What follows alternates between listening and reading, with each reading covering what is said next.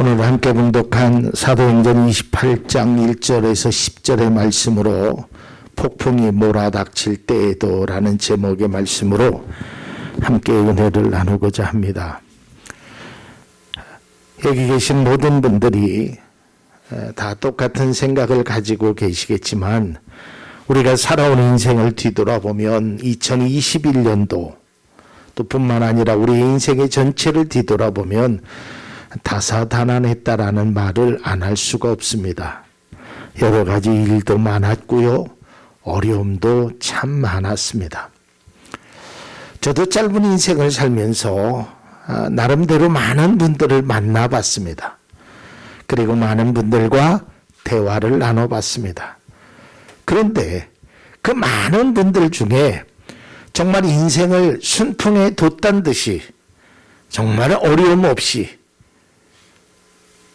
어떤 그 화초가 하우스에서 비바람도 다 막아주듯이 그렇게 살아온 사람을 별로 본 적이 없어요.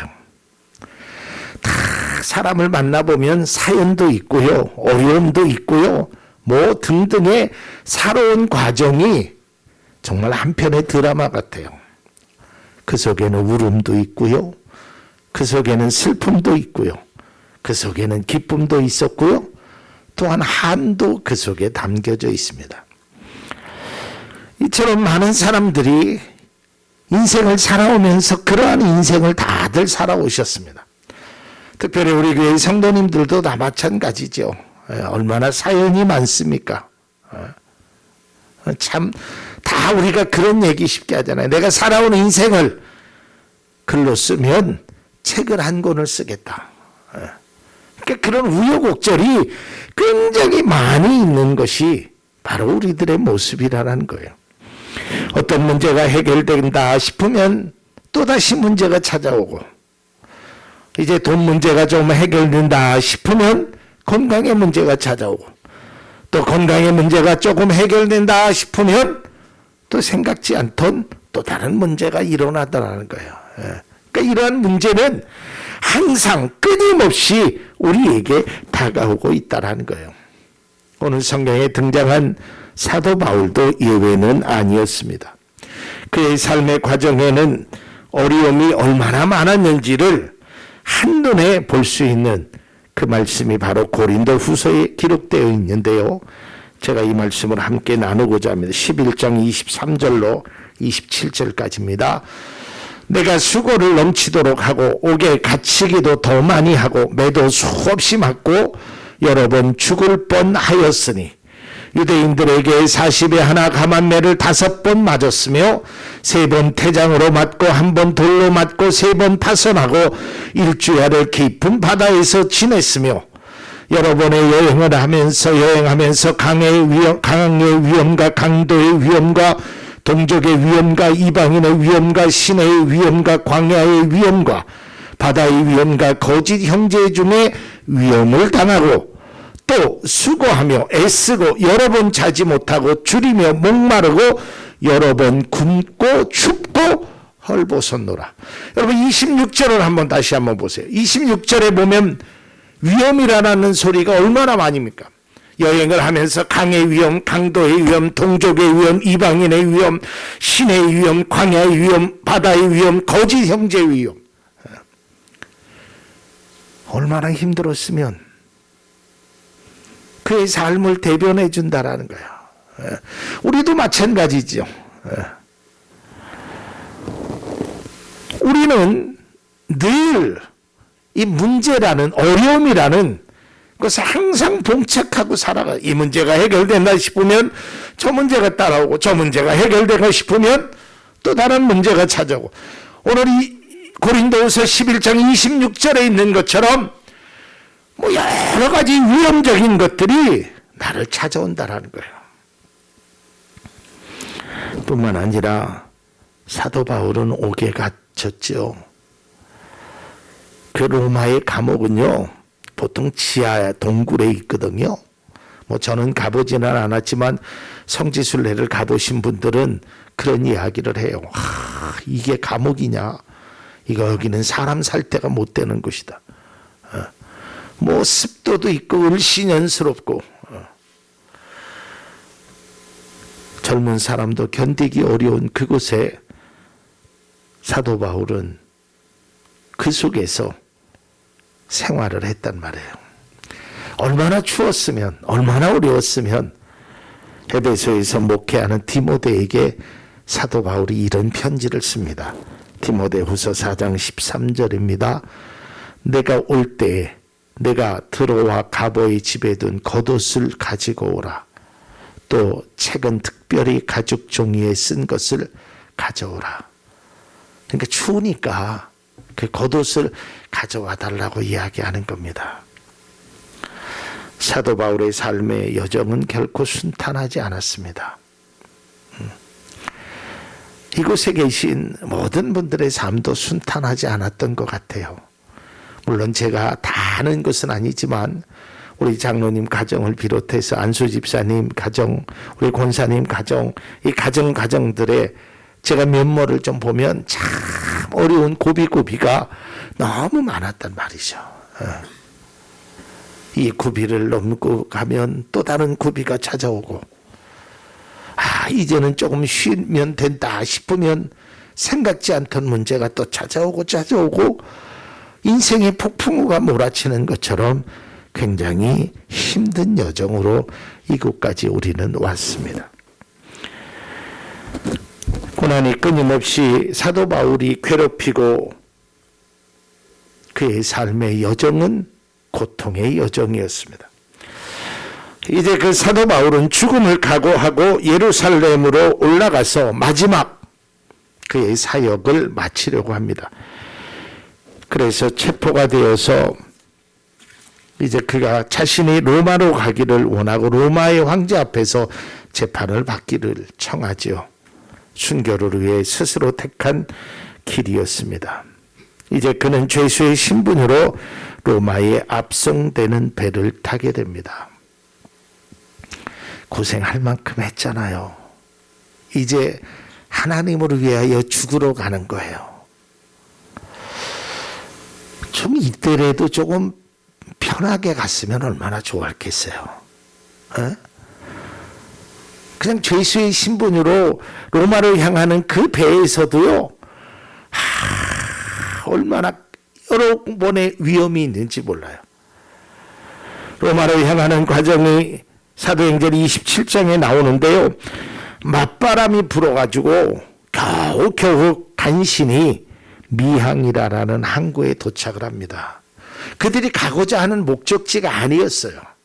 그냥 바람 때문에 거슬러 갔던 것이 미항이었어요. 그리고 준비해서 다시 출발을 합니다. 그런데 이번에는 그 맞바람보다 더 강력한 유라굴라라는 광풍을 만나게 됩니다. 배가 바람에 밀려 이제 파선. 그래서 사람들이 그 자기가 가지고 있는 모든 것을 다 버립니다. 그들의 삶을 이렇게 표현하고 있습니다. 사도행전 27장 20절입니다. 여러 날 동안에 해도 별도 보이지 않고 거센 바람만이 심하게 불었으므로 우리는 살아남으리라는 희망을 점점 잃었다. 이제 여기서 죽는구나. 희망을 잃었다는 거예요. 아무것도 보이지 않아요. 해도 보이지 않고 별도 보이지 않고 깜깜한 바닷속에. 그런데 풍랑이, 굉장히 큰 광풍이 일어나는 겁니다.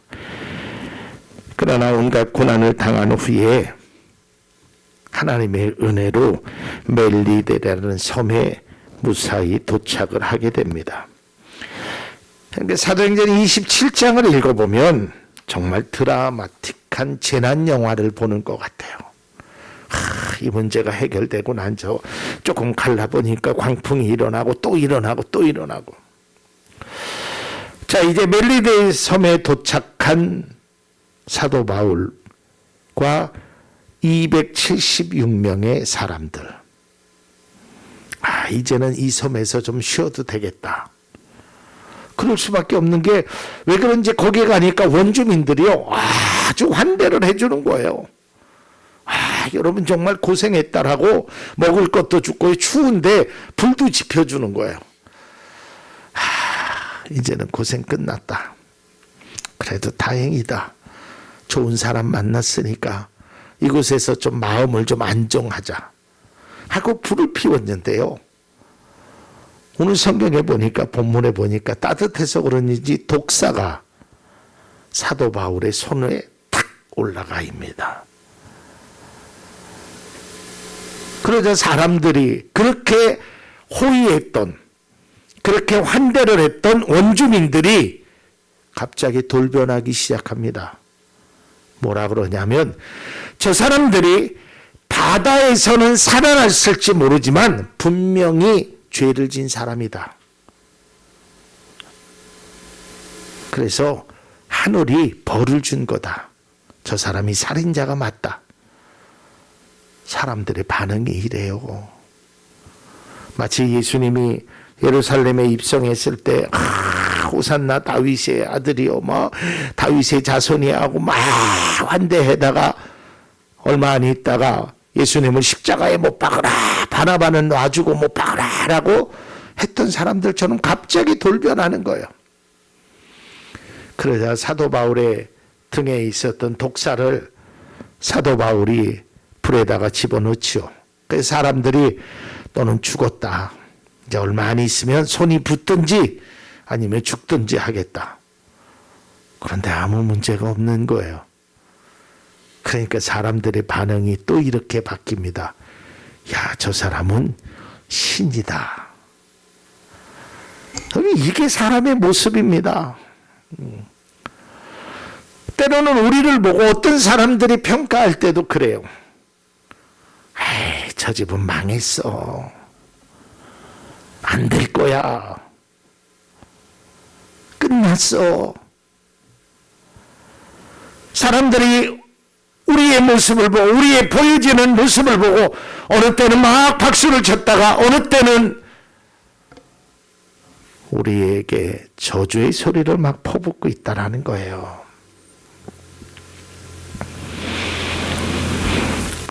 여러분 이 광경을 보면서 이런 생각을 가져봤어요. 아니 하나님도 너무하시지. 이제 배 위에서 바다 위에서 쭉 고생해서 이제 섬에 안착을 해서 이제 불을 피워서 이제 좀 몸을 녹이고 있는데 왜 하필 그때 독사가 물게 했을까? 사람의 원망과 비난의 소리를 듣게 할까? 고생을 할 만큼 했는데 왜 어째서 나에게는 이렇게 어려움을 주실까? 이게 우리들의 마음이 될 수 있죠. 가끔 우리도 이와 같은 비슷한 생각을 할 수도 있습니다. 하나님, 그동안 저 고생 많이 했잖아요. 이만하면 됐잖아요. 얼마나 더 고생해야 되겠습니까? 얼마나 더 힘들어야 되겠습니까? 이제 조금 쉴만 하니까, 이제 조금 안정될 만 하니까 또 문제를 주시고 또 문제를 주십니까? 라고 원망할 수도 있겠죠. 주의 반응들이 싸늘했습니다.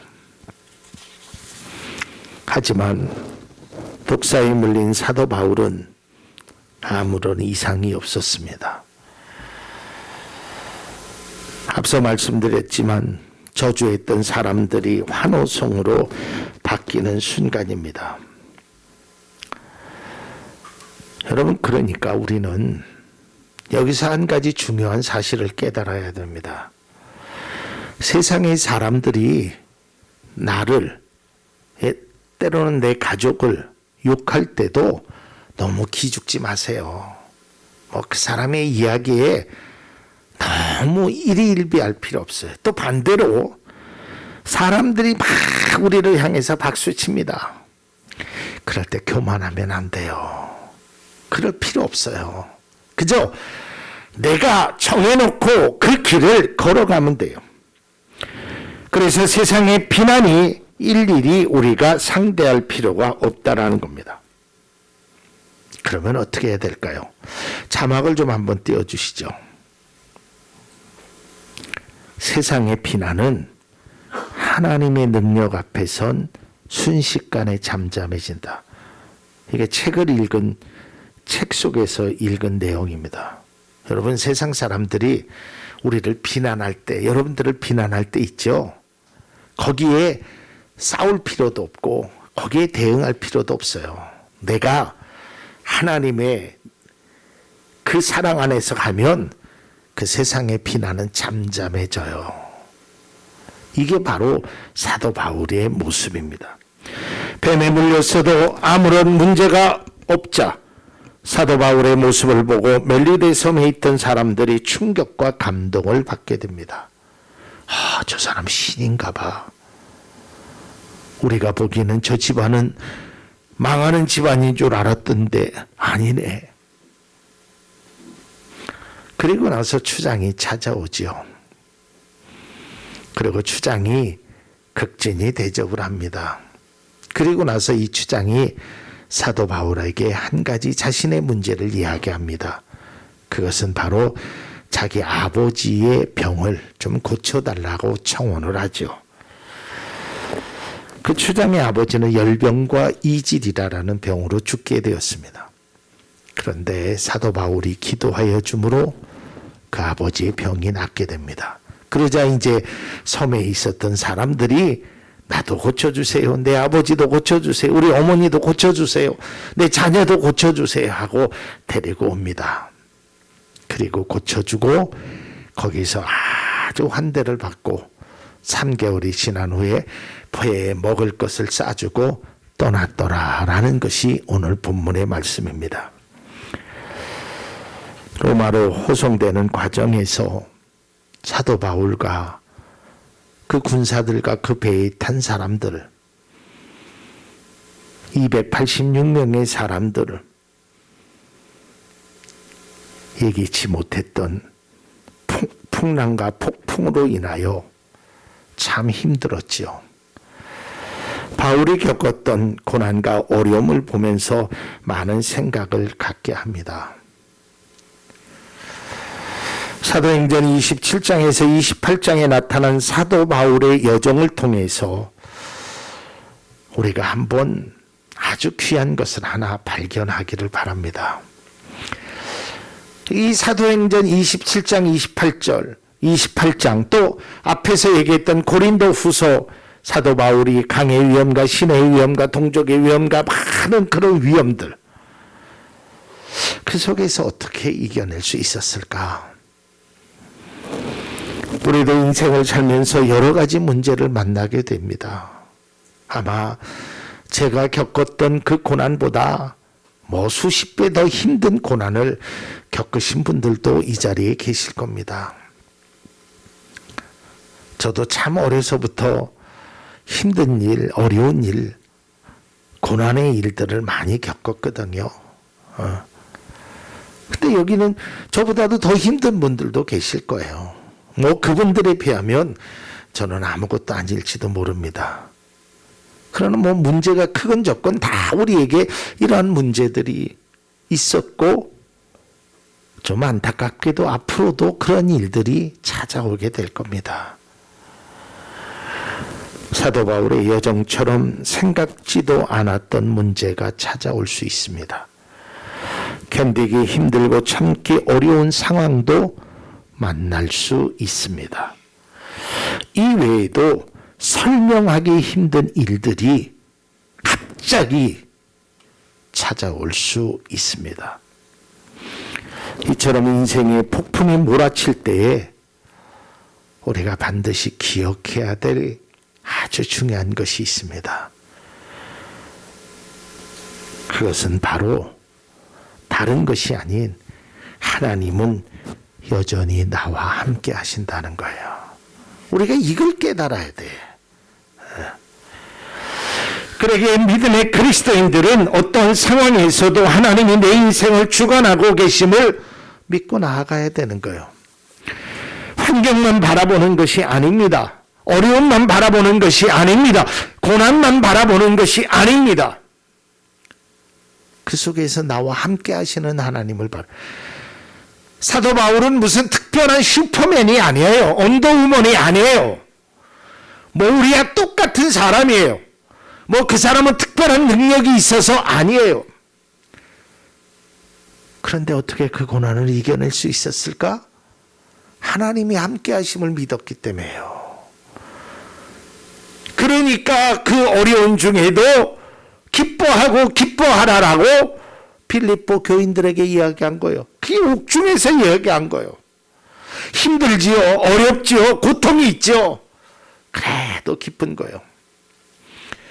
여러분, 1960년, 70년 당시에 우리나라가 되게 못 살할 때였죠. 그때 가장 인상 깊은 드라마 속에서 많이 나온 장면이 뭐냐면 아버지가 하루 종일 뭐 때로는 농토에서나 아니면 공사 현장에서 일을 하십니다. 그리고 시장에 가서 막걸리 한 사발 탁 드시고 애들 고무신이나 뭐 옷이나 아니면 먹을 것을 사들고 옵니다. 그리고 그분은 꼭 그냥 오시지 않습니다. 꼭 오면서 콧노래를 부르고 오시죠. 왜 그랬을까요? 힘들지 않았을까요? 하루 종일 지친 몸을 이끌었는데 사랑하는 자녀들을, 사랑하는 가족들이 있기에 그 어려움의 고난의 문제를 이겨낼 수 있었던 겁니다.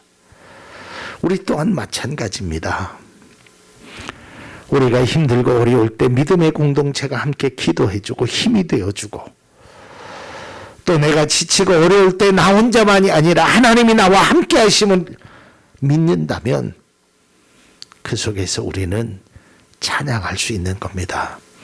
폭풍이 몰아쳐도 감사할 수 있는 겁니다. 왜냐하면 폭풍을 다스리시는 하나님이 있기 때문입니다.